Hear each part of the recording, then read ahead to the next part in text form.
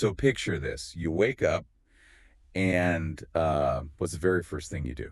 Oh, I mean, for most of us, it's hitting snooze. Right, exactly. You hit snooze, you grab your phone, and suddenly you've lost like 15 minutes just scrolling through social media in the dark. Yeah, the classic morning trap. Totally. But imagine you want to master a really complex new skill. Say you're determined to finally become fluent in a foreign language. You want to make that really frustrating jump from an intermediate level like a B1 to a genuinely advanced B2. Right, which is where almost everybody gets stuck. They really do. And your instinct is probably to just, you know, clear your schedule for this massive 3-hour study session on a Sunday afternoon. Oh, absolutely. You buy the thick textbooks, you get the expensive software, and you just plan to grind it out. But today's deep dive is going to look at why that massive grind might actually be the exact thing keeping you from fluency. Yeah, the source material we're looking at today introduces a framework that is, well, it's surprisingly simple. It really is. It was originally designed for those English language learners trying to break through that plateau. But the psychological insights here apply to building pretty much any complex skill. And the craziest part, it takes only 15 minutes.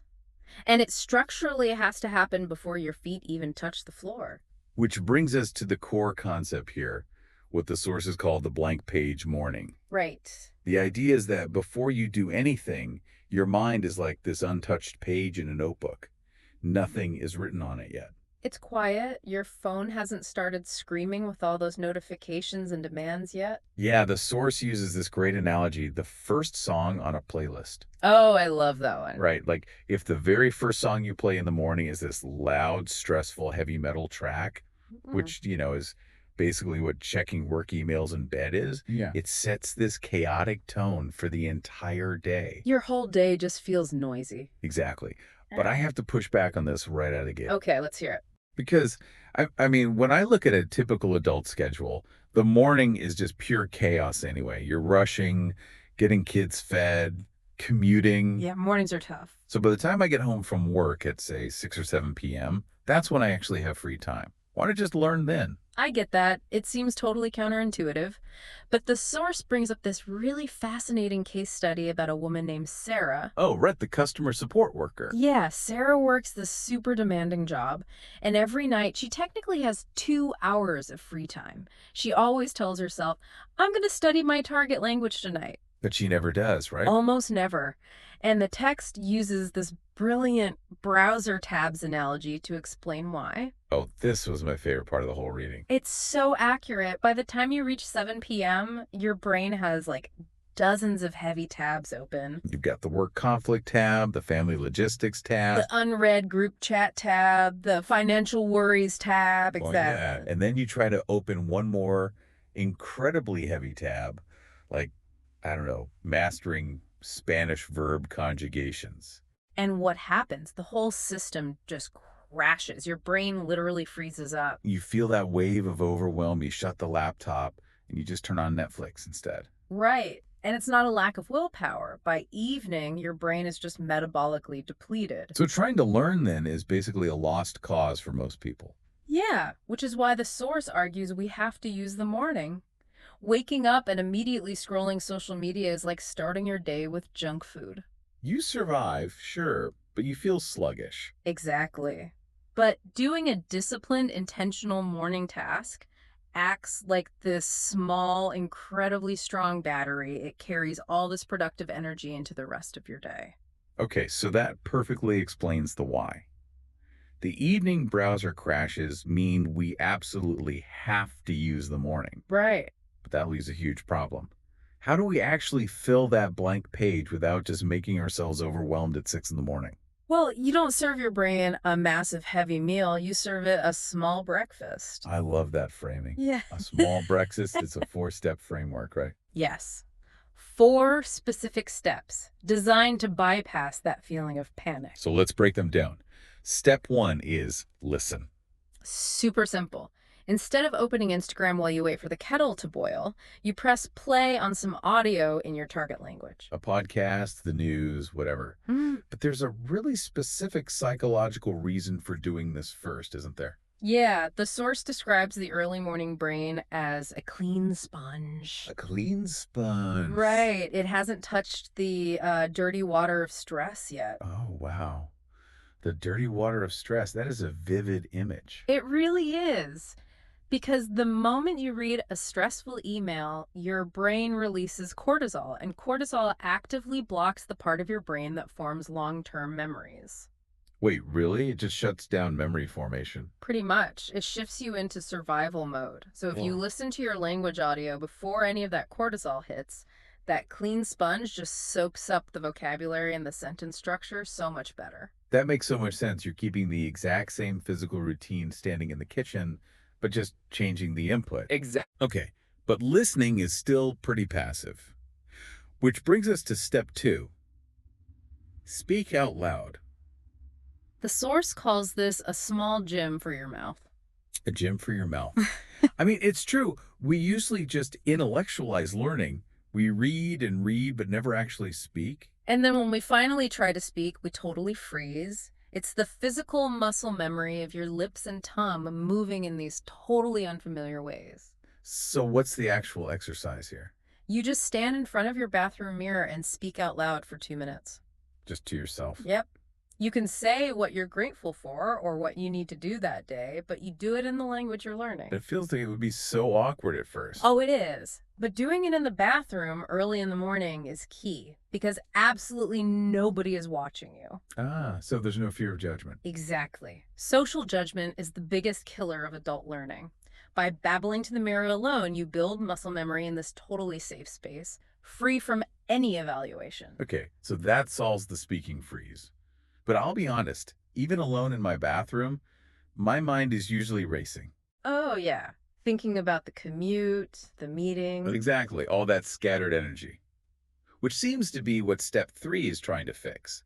Step 3 is write, Right. The source calls this cleaning your mental desk. because your thoughts are just scattered everywhere like loose papers. Precisely. You're holding onto a grocery list, anxiety about a presentation, getting the car fixed. So you just write down 3 or 4 sentences. Just 3 or 4. It's not about perfect grammar at all. It's a mindful exercise just to put those scattered papers in some kind of order. But wait, I have to ask, does writing a quick to-do list in a foreign language really calm the mind any differently than just jotting it down in English? It actually does, yeah. Because trying to translate those mundane thoughts into, say, intermediate French requires intense single task focus. Oh, so you don't have the mental bandwidth to worry anymore. Exactly. You literally don't have the RAM available to stress about your 10 a.m. meeting while you're trying to remember how to conjugate a tricky verb. That is fascinating. You're tricking your brain into dropping its anxiety by giving it a puzzle. It's essentially mindfulness disguised as language practice. Which brings us to the 4th and final step, review. Right. And the text has this great, slightly tragic metaphor for this. The houseplants. Yes.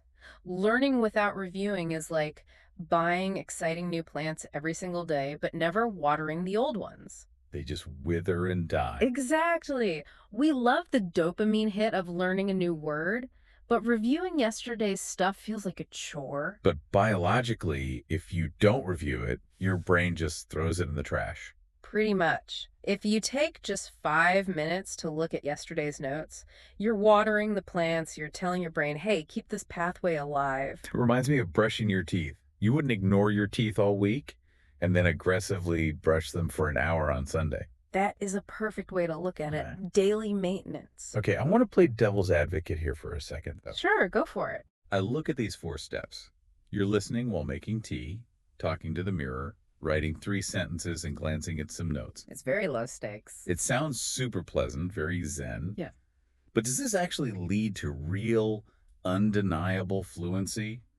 Or is it just a feel-good exercise so we can pat ourselves on the back? It's a fair question, but it comes down to what fluency actually is. Fluency isn't just memorizing a dictionary. Right. True fluency is about eliminating the cognitive load. When you binge study for 3 hours, your brain associates that language with exhaustion and panic. Oh, interesting. So by doing these 4 tiny steps every day, You're creating a safe space. Exactly. You're systematically lowering your internal panic response. Hmm. So when you finally talk to a native speaker, your nervous system doesn't scream, emergency. It just says, oh, we do this every morning with our coffee. This is totally normal. Exactly. You're Yeah. training your nervous system to stay calm. That completely reframes it. But we're definitely going to hit a wall here because the biggest obstacle isn't the difficulty of the steps. No, the steps are easy. The obstacle is that little voice in everyone's head saying, I just don't have time for this. Oh, the universal excuse, I have no time. Right. But the source material tackles this head on. It calls it the autopilot mindset. Because we actually do have time. It's just fully saturated with habits we didn't actively choose. So to reprogram this autopilot, the framework gives us 3 specific vocabulary words, 3 concepts. The first one is being intentional. And intentionality just means stopping for 1 single second, just 1 second to choose the audio app instead of the social media feed. You're still in the same chair, drinking the same coffee. You just intentionally chose a different input. Right, it breaks the autopilot loop. The second concept is being realistic. And I feel like this is where ambitious people really sabotage themselves. Oh, absolutely. The source uses the analogy of right-size shoes. Trying to study for 3 hours every morning is like wearing shoes that are way too big. You're just going to trip. Yeah, if you work full-time and have a family, trying to do 2 hours of study a day is like trying to run a marathon with no training. You might do it on Monday, but by Tuesday, your brain is like, nope, not happening. And then you feel guilty and just quit entirely. But 10 minutes. 10 minutes is shoes that fit perfectly. Which perfectly leads to the third word, consistent. Mm-hmm. But honestly, I have to push back hard here. Okay, what's the hang up? I accept that 10 minutes is realistic, but 10 minutes feels almost too small to matter. It sounds insignificant. Yeah.